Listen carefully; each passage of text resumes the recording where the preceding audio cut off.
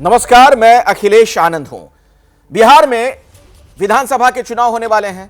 ऐसे में चुनावी साल को देखते हुए सियासी गलियारे में बयानबाजी का दौर भी तेज हो गया। दरअसल आरजेडी सुप्रीमो लालू प्रसाद यादव ने नए साल के पहले ही दिन एक यूट्यूब चैनल को इंटरव्यू दिया, जिसमें उन्होंने नीतीश कुमार के फिर से महागठबंधन के साथ आने को लेकर एक बड़ा बयान दे दिया। नीतीश कुमार को लेकर लालू यादव का यह बड़ा बयान सामने आया है। मेरे दरवाजे नीतीश कुमार के लिए खुले हैं। नीतीश कुमार साथ आना चाहते हैं तो स्वागत है। नीतीश साथ आए, कोई दिक्कत नहीं। ये तमाम बातें लालू यादव ने कही हैं। एक सवाल जो लोगों के जहन में है नीतीश कुमार को लेकर के, नए साल पर दरवाजा आपका खुला हुआ है? हमारा तो खुला हुआ है। नीतीश कुमार को भी खोल कर रखना चाहिए। मुख्यमंत्री है, उनको खोल कर रखना चाहिए। अगर वो आते हैं तो संभावनाएं हैं, आप उनको साथ लेंगे? नहीं आते हैं तो काहे नहीं लेगा, साथ ले लेंगे और रहे साथ में काम करें। मतलब नीतीश कुमार गठबंधन करेंगे तो आरजेडी को कोई इतराज नहीं है, इसलिए कि फैसला आप ही लेते हैं, बाकी नेता कोई कुछ भी बोले उससे कोई लेना देना नहीं? नहीं, हम लोग फैसला लेते हैं, जरूर लेते हैं, लेकिन नीतीश कुमार को शोभा नहीं देता है, नहीं लेते हैं, भाग जाते हैं, निकल जाते हैं। फिर आएंगे तो रख लेंगे आप? हाँ, रख लेंगे। सारी गलती आप माफ कर देंगे? माफ कर देंगे, माफ करना ही हमारा फर्ज है। नीतीश आएंगे तो साथ रख लेंगे, लालू यादव को आपने सुना। लालू यादव के बयान पर अब नीतीश कुमार की भी प्रतिक्रिया सामने आई। लालू यादव के ऑफर पर नीतीश कुमार ने जो बयान दिया, वो कह रहे हैं कि नीतीश ने नहीं दिया कोई जवाब इस पर। पत्रकारों से नीतीश ने कहा, अरे क्या बोल रहे हैं आप, इस तरीके से उन्होंने अपनी प्रतिक्रिया दी। सुनिए आप। लालू जी ने एक ऑफर दिया है आपको कि नीतीश जी आ जाए हमारे तरफ, हम माफ कर देंगे। आप क्या बोल रहे हैं? लालू जी ने एक ऑफर दिया है आपको कि नीतीश जी आ जाए हमारे तरफ, हम माफ कर देंगे। आप क्या बोल रहे हैं? अरे क्या बोल रहे हैं, ये जवाब था नीतीश कुमार का। तो लालू यादव के बयान पर उनके बेटे तेजस्वी यादव ने अपना पल्ला झाड़ लिया है। लालू के बयान पर तेजस्वी यादव ने सफाई दी कि पत्रकार हर दिन पूछते हैं तो और क्या बोलेंगे। पत्रकारों को ठंडा करने के लिए दिया था ये बयान, ये कहना तेजस्वी यादव का। आप पत्रकार लोग आप पूछते रहते तो क्या बोलेंगे? आप लोग को ठंडाने के लिए बोले। आप पत्रकार लोग आप पूछते रहते तो क्या बोलेंगे? आप लोग को ठंडाने के लिए बोले। आप पत्रकार लोग आप पूछते रहते तो क्या बोलेंगे? आप लोग को ठंडाने के लिए बोले। आप पत्रकार लोग आप पूछते रहते तो क्या बोलेंगे? आप लोग को ठंडाने के लिए बोले। आप लोगों को ठंडाने के लिए बोले हैं, यानी आप लोगों को ठंडा करने के लिए उन्होंने ये बात कही। ये तेजस्वी का बयान। तो लालू यादव के बयान पर अब आरजेडी की तरफ से भी प्रतिक्रिया सामने आई और यह कहा गया कि लालू यादव का दरवाजा हमेशा खुला रहता है, बीजेपी की तरह बंद नहीं रहता। तो जेडीयू ने लालू के बयान पर पलटवार किया और कहा कि लालू यादव को बहुत जल्दी है, वो बस अपने बेटों को सेट करना चाहते हैं। जो बीजेपी के खिलाफ लड़ाई में आएंगे तो उनका तो दरवाजा आदरणीय लालू जी का सदैव खुला रहता है। बीजेपी के तरह जब आदरणीय अमित शाह जी ने कहा था कि नीतीश जी के लिए सदैव के लिए दरवाजा बंद हो गए और सत्ता में आना था तो खिड़की और वेंटिलेटर भी तोड़ दिए, तो आदरणीय लालू प्रसाद जी के कहने का मतलब ये है कि बीजेपी की एनडीए सरकार की 2025 में विदाई तय है और भारतीय जनता पार्टी और इस डबल इंजन की बिहार की नीतीश सरकार की उल्टी गिनती शुरू हो गई है। आदरणीय लालू जी अपने सुपुत्रों को राजनीतिक रूप से सेट करने के लिए लगता है कि कुछ ज्यादा ही व्याकुल है और व्याकुलता में इस तरह के बयान दे रहे हैं जैसे लगता है कि जदयू उनके दरवाजे पर एप्लीकेशन लेकर के, आवेदन लेकर के खड़ी है। आदरणीय लालू जी, आप इस तरह से बचकाना बयान नहीं दे तो ज्यादा बढ़िया है। आदरणीय नेता नीतीश कुमार जी के नेतृत्व में आगामी विधानसभा चुनाव 2025 में प्रचंड बहुमत के साथ जनता दल यूनाइटेड, भाजपा और एनडीए गठबंधन जीत हासिल करेगी। लालू यादव का जो बयान है उस पर जेडीयू के नेता गुलाम गौस ने भी कहा कि लालू नीतीश पहले आंदोलन संघर्ष में साथ काम कर चुके हैं। अब आगे क्या परिस्थिति बनती है ये देखना है। लालू जी कहे कि हम तो साथ काम करने के लिए तैयार हैं, अगर वो आएंगे तो हम उनको साथ रखेंगे, तो उनको साथ आना चाहिए। तो सही है कि दोनों जन एक साथ बहुत दिनों तक आंदोलन में, संघर्ष में काम करते रहे हैं, एकजुट रहे हैं। अब परिस्थिति देखिए अब क्या होता है, लेकिन सर बड़े छोटे भाई का भी रिश्ता है। हाँ, रिश्ता तो है, आज भी लोग निभाते हैं रिश्ता। समाजवादी पृष्ठभूमि से नीतीश भी है, लालू भी है, एक ही परिवार से सब लोग आते हैं। लेकिन और ये बताइए सर कि आरजेडी आप लोग को सावधान कर रही है कि बीजेपी सहयोगी दलों के साथ खेला करती है। महाराष्ट्र में उद्धव ठाकरे के साथ खेला की, अभी एकनाथ शिंदे के साथ महाराष्ट्र में खेला हुआ, हरियाणा में आरजेडी करी कि दुष्यंत चौटाला के साथ बीजेपी खेला कर दी। सो बीजेपी पर कोई भी सहयोगी दल विश्वास नहीं कर सकता है। अच्छा, तो उतना सूझबूझ हमारे नेता माननीय मुख्यमंत्री नीतीश जी को है, वो भी ज़मीन से ही उपजे हैं। वो समझते हैं कि कौन क्या कर रहा है, कौन क्या नहीं कर सकता है। लालू यादव के बयान पर बीजेपी चुटकी ले रही है। बीजेपी के प्रदेश प्रवक्ता हैं प्रभाकर मिश्रा। उन्होंने कहा कि अगर लालू दरवाजे खुले रखेंगे तो उनके ही नेता बाहर निकल जाएंगे।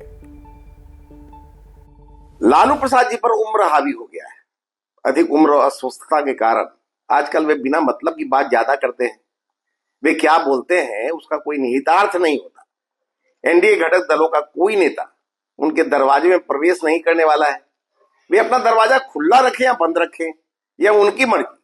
लालू प्रसाद जी अपना दरवाजा खुला रखेंगे तो उनके विधायक और नेता बाहर निकल जाएंगे। उसके लक्षण भी दिख रहे हैं। राजद में संभावित भगदड़ को भांप लालू जी अनाप शनाप बोलने लगे। दरअसल वे स्मृति लोप के शिकार हो गए हैं। इसी खबर पर और ज्यादा विस्तार से जानकारी लेते हैं। आपको सीधे मैं पटना लिए चलता हूं। मेरे सहयोगी शशांक हमारे साथ वहां से मौजूद हैं और निधि श्री भी हमारे साथ जुड़ गई हैं, उनके पास भी चलेंगे।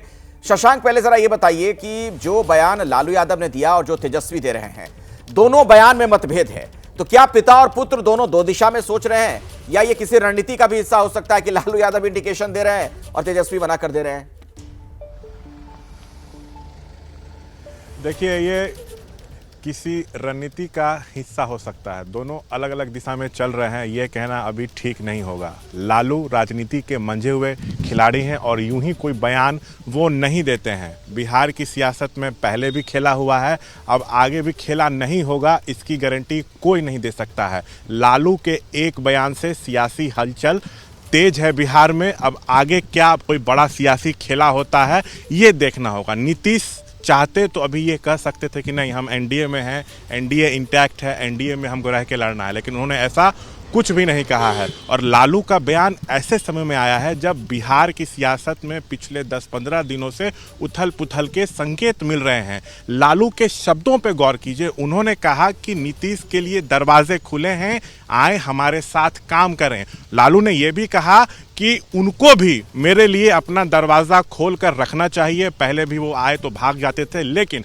हम उनको माफ़ करने के लिए तैयार हैं। तो बिहार की सियासत में क्या कोई बड़ा पॉलिटिकल भूकंप अखिलेश आने वाला है, ये देखना होगा। बिल्कुल सही आप कह रहे हैं। निधि, जरा ये बताइए कि नीतीश कुमार से जब इस बारे में सवाल पूछा पत्रकारों ने वहां पर कि इस पर क्या आपकी प्रतिक्रिया है, लालू जो आपको ऑफर दे रहे हैं, तो नीतीश ने मना नहीं किया। वो कह रहे हैं कि ये क्या कह रहे हैं आप, तो इसका मतलब क्या निकाला जाए? कुछ अंदर खाने खिचड़ी पक रही है क्या? अखिलेश, देखिए, नए साल की शुरुआत हो चुकी है और इसी नए साल के अंत में बिहार में चुनाव है और जाहिर सी बात है कि संभावनाओं का जो नया दौर है वो भी खुल चुका है। लेकिन इस वक्त सबसे पहले लालू यादव ने जो बयान दिया बीते दिन, उस पर चर्चा कर लेते हैं कि ये बिहार के पॉलिटिकल टेम्परेचर को बढ़ाने के अलावा कुछ और फिलहाल नजर नहीं आ रहा है। आप गौर करेंगे कि आरजेडी की ड्राइविंग सीट पर इस वक्त कौन है? तेजस्वी यादव है। और तेजस्वी यादव बार बार ये कह रहे हैं कि सीएम नीतीश कुमार, बाकायदा उन्होंने एबीपी न्यूज़ से बातचीत में भी ये स्पष्ट किया कि सीएम नीतीश कुमार थक चुके हैं। एक ही बीज को 20 साल तक अगर आप बोते रहेंगे तो वो खराब हो जाएगी फसल। ये स्पष्ट तौर पर तेजस्वी यादव ने पहले ही कह दिया। अब बात कर लेते हैं एनडीए की। नीतीश कुमार ने जो आज कहा, जब राज्यपाल से शिष्टाचार मुलाकात और शपथ ग्रहण से निकले और जब मीडिया ने उनसे सवाल किया तो नीतीश कुमार मुस्कुरा रहे थे। उन्होंने मुस्कुराते हुए कहा कि अरे जाइए, छोड़िए इन बातों को। स्पष्ट है कि नीतीश कुमार को कहने के लिए अब ज़्यादा कुछ बचा नहीं है। और ये बात भी सच है कि जेडीयू, बीजेपी और एनडीए के तमाम जो सहयोगी दल है, गठबंधन दल है, उन सबको पता है कि इस वक्त नीतीश कुमार उस स्थिति में नहीं है कि वो आरजेडी के साथ दोबारा गठबंधन करे। सब कुछ मनमाफिक भी है बिहार में और 225 सीटों का टारगेट भी है। बीते दिनों जो बीजेपी की कोर बैठक हुई थी हरियाणा में, उसमें भी ये स्पष्ट कहा गया कि नीतीश कुमार के नेतृत्व में ही बीजेपी 2025 में बिहार विधानसभा चुनाव लड़ेगी। और ऐसे में अगर लालू प्रसाद यादव का ये बयान आता है तब जब बेटा यानी तेजस्वी, जो कि घोषित है पहले से ही सीएम के चेहरे के तौर पर महागठबंधन की तरफ से, तो ये बस बिहार के सियासी तापमान को बढ़ाने के अलावा कुछ और फिलहाल नजर नहीं आ रहा है। अखिलेश, शुक्रिया इस जानकारी के लिए निधि आपका। शशांक भी हमारे साथ थे। वैसे टाइमिंग बहुत महत्वपूर्ण है। मकर संक्रांति के दौरान बिहार में सियासी बदलाव की एक रवायत सी नजर आने लग गई है। 14 जनवरी नजदीक है, कुछ होगा क्या, इस पर सबकी निगाहें हैं। दिल्ली के मॉडल टाउन की खबर अब आपको दे दें। यहां पर बिजनेसमैन पुनीत खुराना की आत्महत्या से जुड़े मामले में एबीपी न्यूज ने एक एक्सक्लूसिव वीडियो खोज निकाला है। इस वीडियो में पुनीत खुराना अपने ससुर जगदीश पाहवा से बात करते नजर आ रहे हैं। इस वीडियो में पुनीत के ससुर घर के बदले पुनीत को 2 करोड़ रुपए देने की बात कह रहे हैं। पुनीत के घर वालों के मुताबिक घर पुनीत की पत्नी मणिका के नाम पर है। हालांकि बाद में पुनीत के ससुर जगदीश पाहवा अपनी बात से मुकर गए। एबीपी न्यूज के पास वो ऑडियो भी है जिसमें ससुर अपनी बात से मुकर रहे हैं। यह वीडियो 12 अक्टूबर 2023 का है जिसमें पुनीत के ससुर अपने दामाद से डील करते नजर आ रहे हैं। घर के बदले 2 करोड़ रुपए देने की बात है इसमें, और बाद में 2 करोड़ की बात से मुकर गए पुनीत के ससुर। पुनीत खुराना जिन्होंने खुदकुशी की, और आपको बता दें कि ये जो ऑडियो रिकॉर्डिंग है वो एबीपी न्यूज के पास है। इसी मामले में एक नया ऑडियो सामने आ गया है एबीपी न्यूज के पास। यह वीडियो है पुनीत और ससुर जगदीश पाहवा के बीच जो बातचीत हुई। इस वीडियो में घर के बदले 2 करोड़ रुपए देने की बात है। अब एक और बड़ी खबर आपको बता दें। पुनीत खुराना के परिवार का पुलिस पर गंभीर आरोप। पुनीत खुराना के परिवार का पुलिस पर आरोप यह है कि पुलिस कर रही है आरोपियों की मदद। 48 घंटे बीतने के बावजूद अभी तक एफआईआर दर्ज नहीं की गई है। पोस्टमार्टम में भी देरी किए जाने का आरोप लगाया गया है। तो परिवार के लोग पुलिस को भी सवालों के घेरे में ला रहे हैं। पुलिस आरोपियों की मदद कर रही है, यह कहना है पुनीत के परिवार का। 48 घंटे बीतने के बावजूद अभी तक एफआईआर दर्ज नहीं की गई। पोस्टमार्टम में देरी को लेकर भी सवाल खड़े किए गए। पुनीत खुराना के परिवार ने पुलिस पर यह आरोप लगाया है कि आरोपियों की मदद पुलिस कर रही है। 48 घंटे बीतने के बावजूद एफआईआर अभी तक क्यों नहीं, यह सवाल भी पूछा गया। पोस्टमार्टम में देरी पर भी सवाल खड़े किए गए हैं। पुनीत खुराना खुदकुशी मामले में एक नया वीडियो भी सामने आ गया है, उसमें भी कई अहम बातें हैं और इनके परिवार के लोग अब पुलिस पर भी सवाल खड़े कर रहे हैं। और खासतौर पर पोस्टमार्टम में देरी को लेकर बड़ा मुद्दा बनाया जा रहा है, उस पर सवाल पूछा जा रहा है। सवाल यह भी पूछा गया है पुलिस से कि 48 घंटे बीतने के बावजूद अभी तक एफआईआर दर्ज क्यों नहीं की गई। तो एक बड़ा अपडेट आपको दे दें। परिवार के जो लोग हैं यानी पुनीत खुराना के परिवार के लोग, वो पुलिस पर ही सवाल खड़े कर रहे हैं। पुलिस की जो अब तक की कार्यप्रणाली है, जो जांच है, उसको लेकर वो संतुष्ट नजर नहीं आ रहे हैं। उनका कहना है कि पुलिस की मिलीभगत हो सकती है, आरोपियों की मदद कर रही है पुलिस। पुनीत खुराना के परिवार के लोग कह रहे हैं कि 48 घंटे बीतने के बावजूद अभी तक एफआईआर दर्ज नहीं हुई।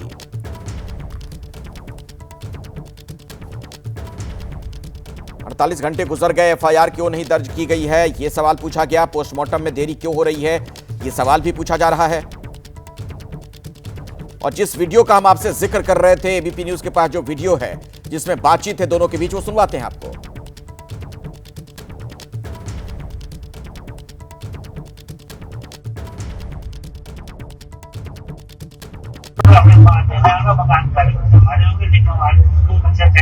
अच्छा, उसमें क्या बोलते हैं आप,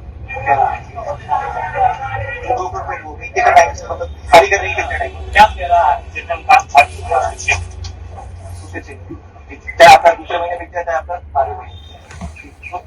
कुछ ऐसा हो सकता है ना, अगर मैंने तेरे को पीछे पैसे मेरे पास आगे मतलब 2 करोड़ रुपए दूंगा, ठीक है, अगर तुम्हारे से इंटरेस्ट भी होगा तो मेरे पास पैसे आगे तो मैं इंटरेस्ट ले भी लूंगा, दे भी दूंगा। तो 6 महीने में 2 हो गए, अगर आप 4 महीने पैसे देते हो तो 4 महीने का इंटरेस्ट है, अगर 4 से 5 नहीं ना, फिर ये मत करो। मकान का हमारे होंगे, लेकिन हमारे 2 बच्चे टेंशन में बढ़। अच्छा, उसमें अगर क्या बोलते हैं आप, क्या बोलते हैं 2 करोड़ रुपए कितना टाइम से मतलब खाली करने की कितना टाइम, क्या मेरा जितना काम खाली हुआ उससे चाहे आपका दूसरे महीने बिक जाता है, आपका 12 महीने तो 2 करोड़ ऐसा हो सकता है ना, अगर मैंने तेरे को पीछे पैसे मेरे पास आगे मतलब 2 करोड़ रुपए दूंगा, ठीक है, अगर तुम्हारे से इंटरेस्ट भी होगा तो मेरे पास पैसे आगे तो मैं इंटरेस्ट ले भी लूंगा, दे भी दूंगा। तो 6 महीने में 2 हो गए, अगर आप 4 महीने पैसे देते हो तो 4 महीने का इंटरेस्ट है, अगर 4 से 5 नहीं ना, फिर ये मत करो। हमारे सहयोगी वरुण जैन हमारे साथ मौजूद हैं, उन्हीं के पास सीधे मैं आपको लिए चलता हूं। वरुण, ये जो वीडियो दर्शकों को हमने दिखाया, इसके जरिए क्या एस्टैब्लिश हो रहा है? कुछ और भी पता चल पाया तो जरा बताइए। देखिए, कहीं ना कहीं पुलिस की इन्वेस्टिगेशन में ये वीडियो काफ़ी मदद कर रहे हैं। इन वीडियो से ये जरूर साफ हो रहा है कि ना सिर्फ जो पुनीत खुराना और उसकी पत्नी के बीच में जो मैरिटल डिस्प्यूट था वो चल रहा था, बल्कि दोनों जो परिवार थे उनके बीच में भी कुछ पुराना पैसों का जो लेन देन था वो चल रहा था। उसको लेकर दोनों परिवारों के बीच के संबंध भी काफ़ी खराब हो चुके थे। तो ऐसे में यही वजह है कि पुलिस अभी दोनों पक्षों के बयान लेकर इन जो फाइनेंशियल ट्रांजैक्शंस हैं उनकी भी पड़ताल कर रही है, क्योंकि पुलिस ये जानना चाहती है कि क्या जिस तरीके से पुनीत का जो परिवार है ये आरोप लगा रहा है कि उनकी पत्नी और परिवार के लोग उनको हैरेस कर रहे थे, उनको मेंटली टॉर्चर कर रहे थे, पैसों को लेकर तंग किया जाता था, तो क्या सिर्फ दोनों पति पत्नी के बीच का जो झगड़ा था वो इस आत्महत्या की वजह बनी, या फिर दोनों परिवार के बीच में कोई पुराना जो फाइनेंशियल डिस्प्यूट है वो भी चला आ रहा है। यही वजह है कि पुलिस ने अभी 48 घंटे से ज्यादा बीत जाने पर किसी नतीजे पर नहीं पहुंची है, कोई एफआईआर दर्ज नहीं हुई है। पुलिस के अधिकारियों से जो मेरी बात हुई है उनका कहना है कि एक तो पोस्टमार्टम रिपोर्ट आएगी, उसके बाद जो आरोप पुनीत ने एक वीडियो के जरिए लगाए हैं, जो वीडियो पुनीत के मोबाइल से पुलिस को बरामद हुआ है, उन मोबाइल को फॉरेंसिक जांच के लिए भेजा है। उन वीडियोस की जो सत्यता है वो जब सामने आएगी और सभी के बयान दर्ज हो जाएंगे, तभी किसी निष्कर्ष पर पहुंचा जा सकता है कि आखिरकार पुनीत खुराना की आत्महत्या के पीछे क्या वजह है। क्या वाकई में पत्नी और उनके परिवार के ऊपर अबेटमेंट के जो चार्जेस है वो बनते हैं नहीं बनते हैं। इसी वजह से पुलिस थोड़ा इंतजार कर रही है। और जिस तरीके से पुनीत के परिवार वाले लगातार जो लड़की है उसकी पत्नी और उनके परिवार को कटघरे में खड़ा कर रहे हैं, पुलिस की इन्वेस्टिगेशन पर भी सवाल खड़े कर रहे हैं। यही वजह है कि पुलिस ने यह तय किया है कि एक पैनल ऑफ डॉक्टर बने जो कि पुनीत का पोस्टमार्टम करे, जिससे कल को किसी तरह के कोई सवाल खड़े ना हो। और उसी के चलते, उस पैनल को बनाने के चलते पोस्टमार्टम भी डिले हो रहा है। तो फिलहाल जो परिवार है वो पुलिस की जो तफ्तीश है उससे खुश नहीं है। उनका कहना है कहीं ना कहीं। वरुण, मैं आऊंगा आपके पास, आगे भी हम आपसे बातचीत करेंगे, लेकिन दर्शकों को मैं बता दूं कि दरअसल सुसाइड से पहले पुनीत खुराना की अपनी पत्नी मणिका से फोन पर लंबी बातचीत होने का परिवार वालों ने दावा किया है। परिवार का यह आरोप है कि पुलिस उनके साथ वीडियो साझा नहीं कर रही, लेकिन पुनीत और मणिका के बीच फोन पर जो बातचीत हुई उसका एक हिस्सा हम आपको सुनाते हैं। या क्या थी ये बता दो सिर्फ, बाकी जो मर्जी करना है वो करो, कोई दिक्कत नहीं है। पहले तो नहीं, अभी पहले तो धमकी दो, सुसाइड कर लूंगा और घर छोड़ के चला जाऊंगा, बिजनेस ले लूंगा, पूरा कर लूंगा, वो कर लूंगा, शक्ल नहीं दिखाऊंगा, ये सब करो। हाँ, that is of no, these all talks are of no use. You only used to do this. You only used to do this, sir. Once we have agreed on something, I am now backing off. Seeing your reality, you don't deserve it. ठीक है, okay. You backed off. That is okay. But now, what is that you want? कल सुबह सामने आओ, तब बताती हूँ। नहीं, sorry, I cannot. ठीक है, मुंह पूछ क्यों रहे हो? हिम्मत ही नहीं है सामने आने की, तो फिर बकवास क्या करनी रात के 3 बजे। और अब हम आपको 2 तस्वीरें दिखाते हैं। पहली तस्वीर 9 दिसंबर की, बेंगलुरु में अतुल सुभाष ने की आत्महत्या, पत्नी पर लगाया मानसिक प्रताड़ना का आरोप। और 31 दिसंबर, ये दूसरी तस्वीर जो स्क्रीन पर दाहिनी तरफ आप देख रहे हैं, दिल्ली में पुनीत खुराना ने की आत्महत्या और पत्नी पर लगाया मानसिक प्रताड़ना का आरोप। तो एक जैसे आरोप, मामले की जांच जारी है। और सीधे मैं आपको लिए चलता हूं वरुण जैन के पास। वरुण, ये जो दिल्ली वाला मामला है जिसके बारे में विस्तार से हम लोग जानकारी दे रहे थे, इसमें कुल मिलाकर ऐसा लगता है कि जो इलेक्ट्रॉनिक एविडेंस है वो बहुत ही महत्वपूर्ण साबित होने जा रहे हैं।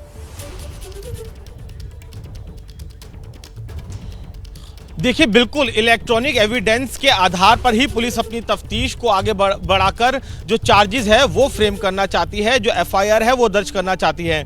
परिवार के लोग ये आरोप लगा रहे हैं कि जो पुनीत की पत्नी है वो लगातार, पत्नी और उनका परिवार उनको प्रताड़ित कर रहा था, लेकिन जांच में कुछ इस तरीके के फाइनेंशियल ट्रांजैक्शंस का भी पता चला है कि दोनों परिवारों के बीच में एक पुराना पैसों को लेकर भी विवाद चला आ रहा था। यहां तक कि खुद पुनीत के परिवार वालों ने बताया था कि शादी से पहले ही उन्होंने करीब 2.25 करोड़ रुपए जो पुनीत की पत्नी के जो परिवार वाले हैं उनको दिए थे। तो कहीं ना कहीं जो डिस्प्यूट है वो काफी उलझा हुआ पुलिस को नजर आ रहा है।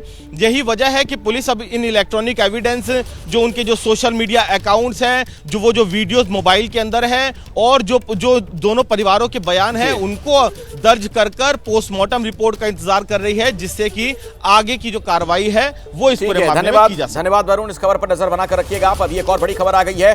हैदराबाद से दिल्ली जा रही ट्रेन में हत्या की खबर मिल रही है। नागपुर में दक्षिण एक्सप्रेस की जनरल डब्बे में हत्या कर दी गई। यात्री को चोर समझकर पीटा गया। 4 आरोपियों को पुलिस ने हिरासत में लिया है।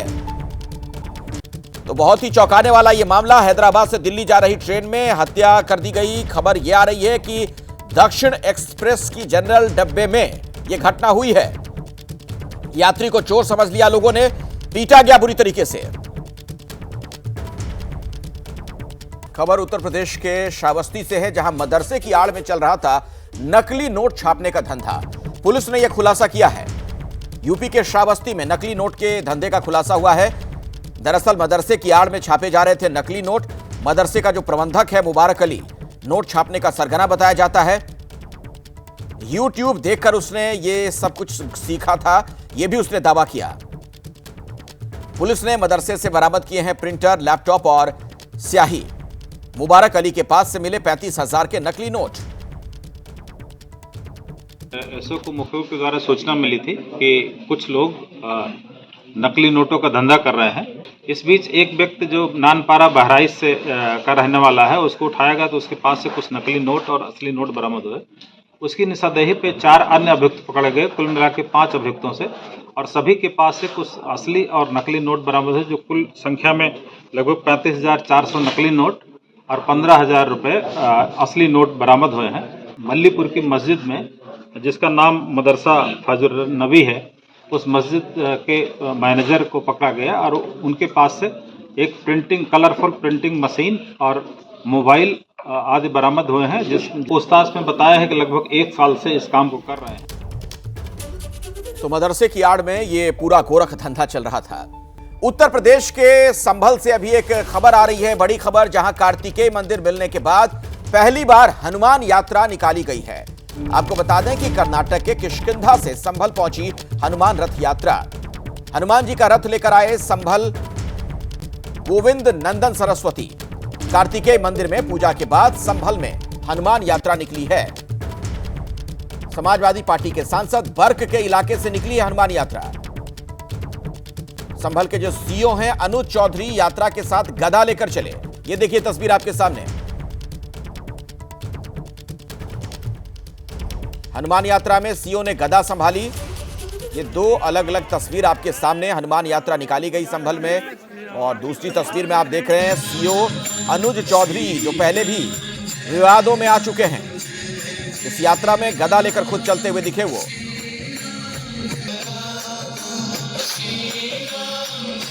देख रहे हैं आप तस्वीर, ये सीओ अनुज चौधरी हैं, खाकी वर्दी में जो आपको दिख रहे हैं, हाथ में उनके गदा। इसके पहले अपने बयान को लेकर काफी चर्चा में रहे थे, उस पर सवाल भी खड़े हुए थे, और इस बार उनके हाथों में गदा इस यात्रा के दौरान। ये संभल के सीओ हैं अनुज चौधरी। तो हनुमान यात्रा जो निकली उसकी तस्वीर भी आपके सामने, 2 अलग अलग तस्वीरें आप देख पा रहे हैं। बता दें हम दर्शकों को कि दरअसल कर्नाटक के किष्किंधा से संभल पहुंची है हनुमान यात्रा। गोविंद नंदन सरस्वती हनुमान जी का रथ लेकर यहां पहुंचे हैं, संभल पहुंचे। शंकराचार्य स्वामी स्वरूपानंद सरस्वती के दंडी शिष्य स्वामी गोविंदानंदन सरस्वती हनुमान यात्रा लेकर संभल पहुंचे। उन्होंने दावा किया कि जल्द कल की भगवान की जन्मस्थली का यानी संभल का सौंदर्यीकरण अयोध्या जैसा किया जाएगा। सजावट हो रही है। ऐसे ही जल्दी जल्दी ही हमारा शंबल गांव कल्की भगवान की क्षेत्र दुनिया में सबसे बड़ा क्षेत्र होने वाले हैं। इसके लिए साक्षात हनुमत जन्मभूमि से हनुमान जी आकर कल्की भगवान का दर्शन किया। सारी भगवान की और संपूर्ण आशीर्वाद से हनुमान जी आकर साक्षात हट की मंदिर की अंदर जाकर अर्चना संपन्न किया। जल्दी जल्दी ही हम सभी लोग हमारा शंबल क्षेत्र का कल्की भगवान की जन्मभूमि का पुनर्वैभव चमकते चमकते देखेंगे। कैसा अयोध्या चमक रही है। स्वामी गोविंदानंद सरस्वती हैं जिन्हें आप सुन रहे थे। उनका यह कहना था कि जल्द संभल का सौंदर्यीकरण होगा। ये दो अलग अलग तस्वीरें आपके सामने जब ये यात्रा निकाली गई, और दूसरी तस्वीर में आप देख रहे थे कि यात्रा में गदा लेकर चल रहे थे अनु चौधरी, जो कि वहां के सीओ हैं। इस विवाद पर सपा के नेता उदयवीर सिंह ने कहा कि जिसने वर्दी में गदा उठाई है वो लखनऊ के इशारे पर काम कर रहा है। संभल में सीओ अनु चौधरी वर्दी में हनुमान जी बने हुए हैं और गदा लिए हुए हैं। हनुमान जी तो वो क्या बनेंगे, हनुमान जी से तो तुलना करना हनुमान जी का अपमान है। ये तो मदारी के बंदर हैं। जैसा लखनऊ से डुगडुगी पिटती है उनके राजनीतिक हितों को साधने के लिए, वैसे ही पुलिस की वर्दी में कानून का अपमान करते हैं, मनमर्जी से कानून की व्याख्या करते हैं, गरीबों के साथ अन्याय करते हैं और राजनीतिक टूल बने हुए हैं। कांग्रेस के नेता सुरेंद्र राजपूत ने कहा कि पुलिस का काम उत्तर प्रदेश की कानून व्यवस्था को संभालना है, राजनीति करना नहीं। सीओ हैं अनु चौधरी, वो काफ़ी ज़्यादा चर्चा में रहे। कल वो वापस से एक बार चर्चा में आए हैं। जो किष्किंधा से जो रथ यात्रा आई थी, उस रथ यात्रा को वो वहाँ कानून व्यवस्था की चाक चौबंद रखने के लिए वहाँ उसको लीड कर रहे थे, पर उनके हाथ में वो जो चीज़ें लेकर चल रहे थे उसको लेकर लोगों ने सवाल खड़े किए हैं। हमें लगता है कि पुलिस को राजनीति से बचना चाहिए और पुलिस विभाग का भारतीय जनता पार्टी की सरकार में स्पष्ट रूप से या तो भगवाकरण हो गया है या राजनीतिकरण हो गया है, और ये राजनीतिकरण कहीं ना कहीं बहुत ही एक खतरनाक संकेत की तरफ है। पुलिस का काम उत्तर प्रदेश की कानून व्यवस्था को संभालना है, देश के संविधान को संभालना है, ना कि धार्मिक रथ यात्राओं में अपनी भागीदारी करना है। उन रथ यात्राओं की सुरक्षा की जिम्मेवारी पुलिस की है, लेकिन उसमें जिस तरीके से कोई गदा लेकर के चलेगा, कल की डेट में कोई तीर कमान लेकर के चलेगा, परसों कुछ और लेकर के चलेगा और अन्य सरकारें आएंगी तो और राजनीतिकरण होगा, तो इससे कहीं ना कहीं आम आदमी असुरक्षित होगा। देश के संविधान पर गंभीर प्रश्न खड़े होंगे और देश का संविधान आज भारतीय जनता पार्टी के शासन में खतरे में है। कहीं ना कहीं पुलिस में भी वो क्या नाम घुसपैठ कर चुका है और पुलिस का जो राजनीतिकरण हो रहा है ये अत्यंत दुर्भाग्यजनक है।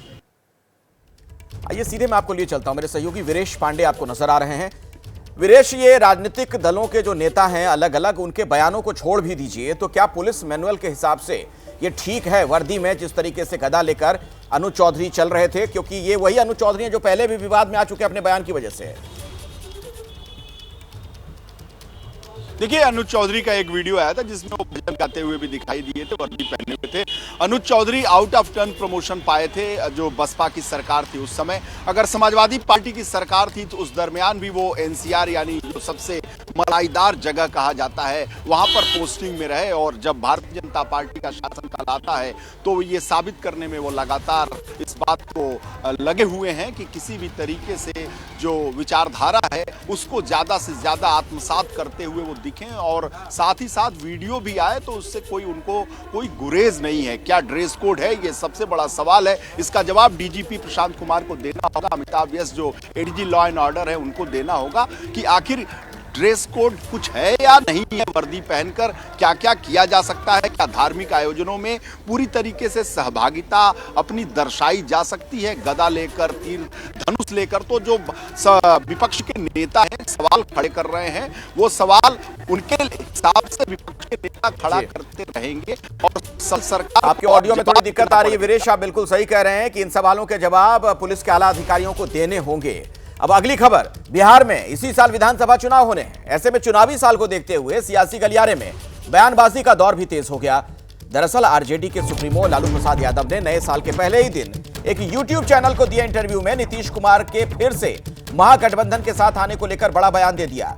नीतीश कुमार को लेकर लालू यादव ने बड़ा बयान दिया कि मेरे दरवाजे उनके लिए खुले हुए हैं। नीतीश कुमार साथ आना चाहते हैं तो स्वागत है, नीतीश साथ आए कोई दिक्कत नहीं। ये तमाम बातें लालू यादव ने कही हैं और इसी को लेकर अब ये राजनीतिक बयानबाजी का दौर शुरू हो गया। एक सवाल जो लोगों के जहन में है नीतीश कुमार को लेकर के, नए साल पर दरवाजा आपका खुला हुआ है? हमारा तो खुला हुआ है, नीतीश कुमार को भी खोल कर रखना चाहिए, मुख्यमंत्री है उनको खोल कर रखना चाहिए। अगर वो आते हैं तो संभावनाएं हैं आप उनको साथ लेंगे? नहीं आते हैं तो काहे नहीं लेगा, साथ ले लेंगे और रहे साथ में काम करें।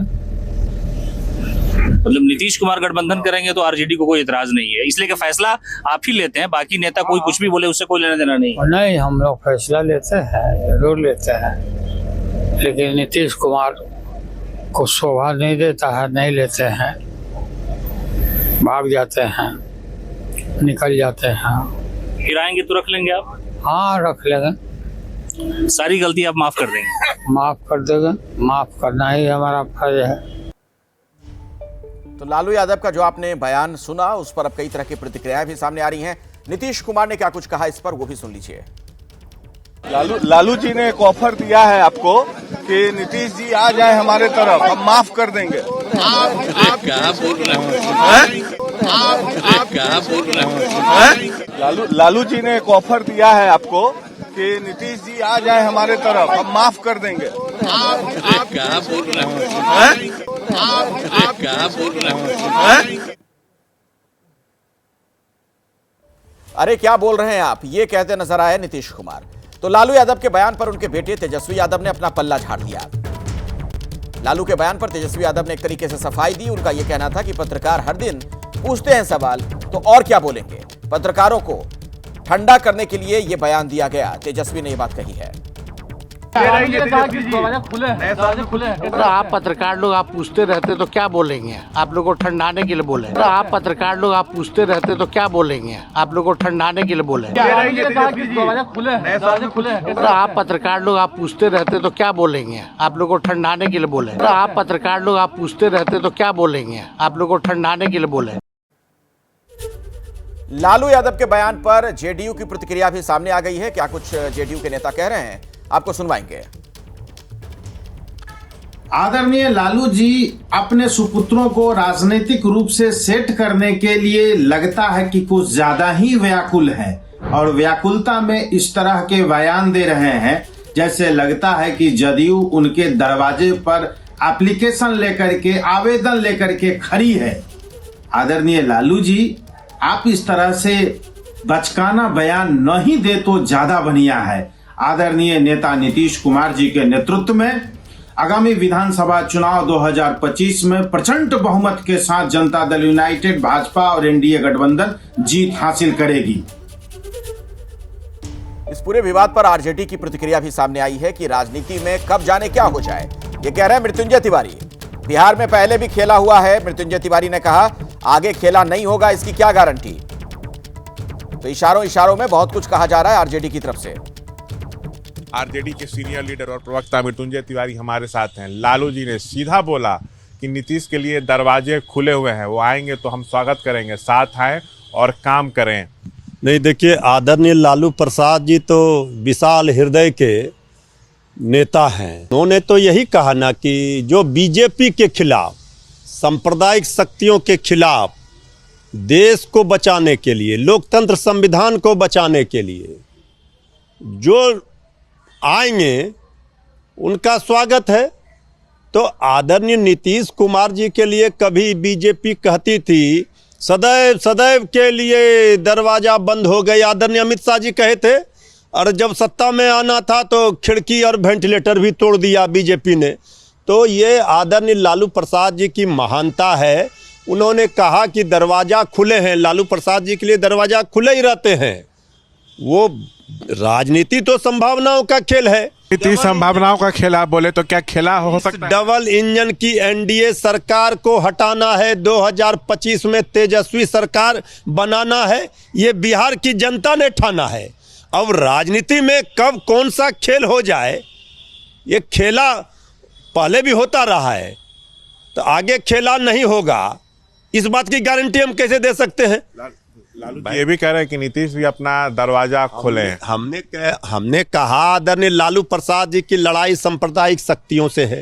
आदरणीय लालू प्रसाद जी का कहने का मतलब है वो आते हैं फिर चले जाते हैं। कहे कि माफ कर देंगे, तो माफ तो लालू प्रसाद जी हमने कहा विशाल हृदय के नेता हैं। बीजेपी के साथ अनकंफर्टेबल फील कर रहे हैं भाई वो तो सबको पता है कि बीजेपी तो जेडीयू को ही समाप्त करना चाह रही है, तो इसलिए ये सीधा है 2025 में नई सरकार बिहार में तेजस्वी यादव जी के नेतृत्व में बनेगी। बिहार के डिप्टी सीएम हैं सम्राट चौधरी। उन्होंने कहा कि लालू जी डरे हुए हैं, इसीलिए कुछ भी बोल रहे हैं। लालू यादव को नस नस नीतीश जी जानते हैं। लालू जी के एक एक कैरेक्टर को नीतीश जी जानते हैं, कैसे वो बिहार को लूटे हैं। अरे डरी हुई पार्टी का क्या है, डरे हुए लोग हैं।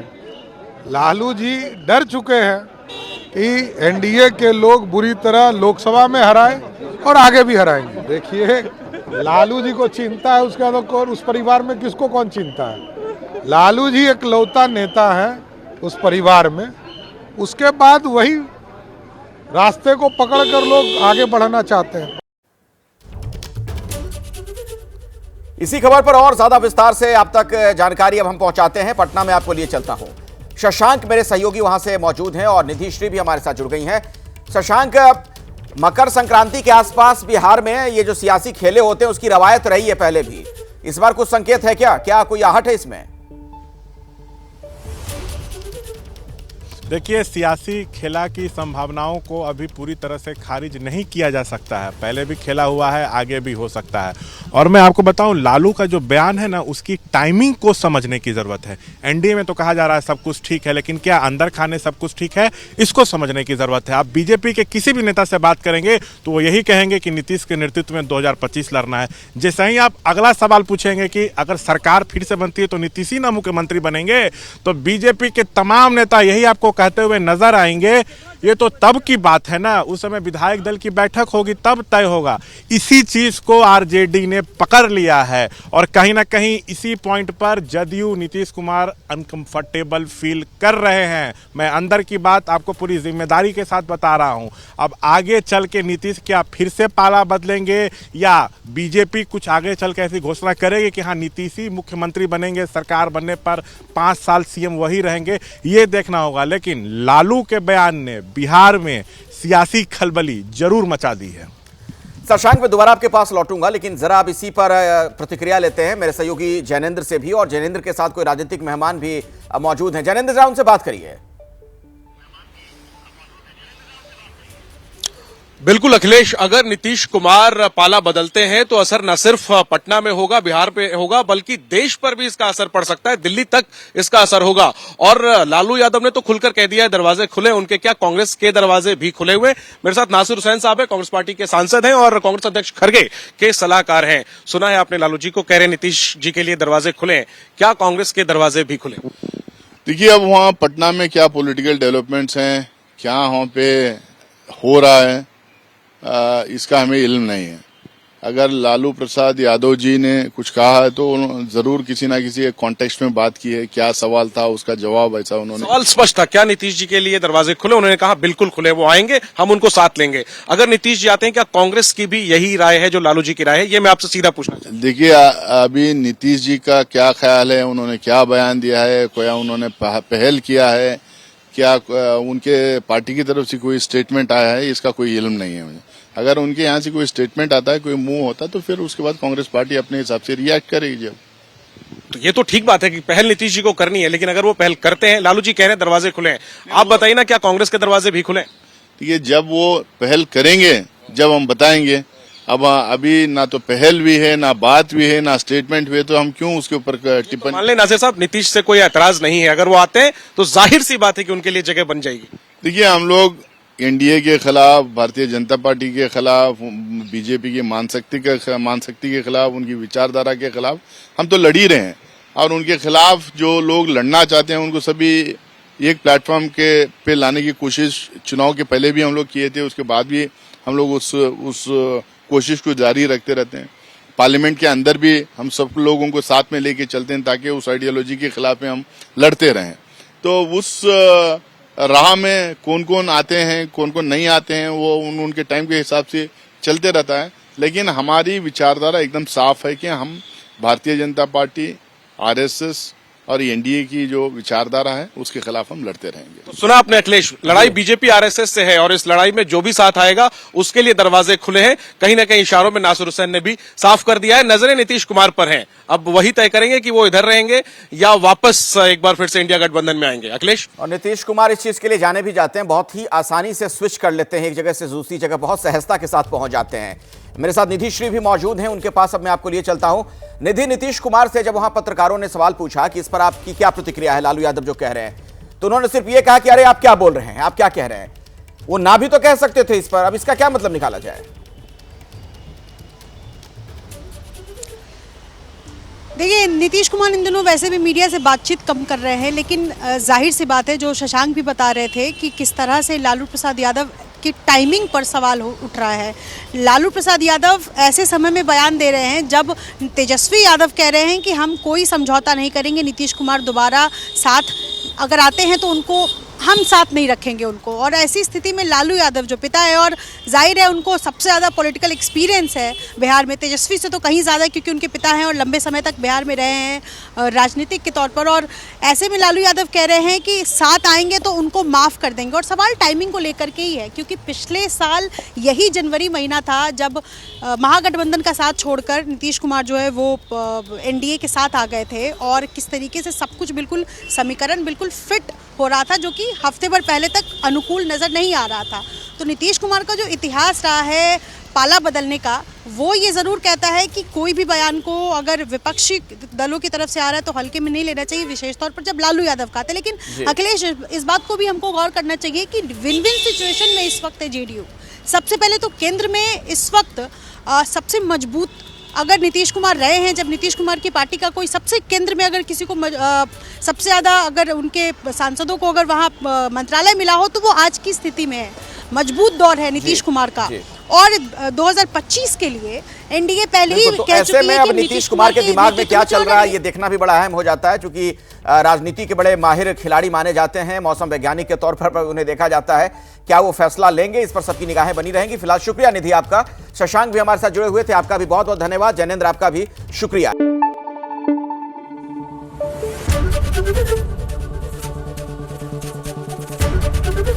एबीपी न्यूज आपको रखे आगे।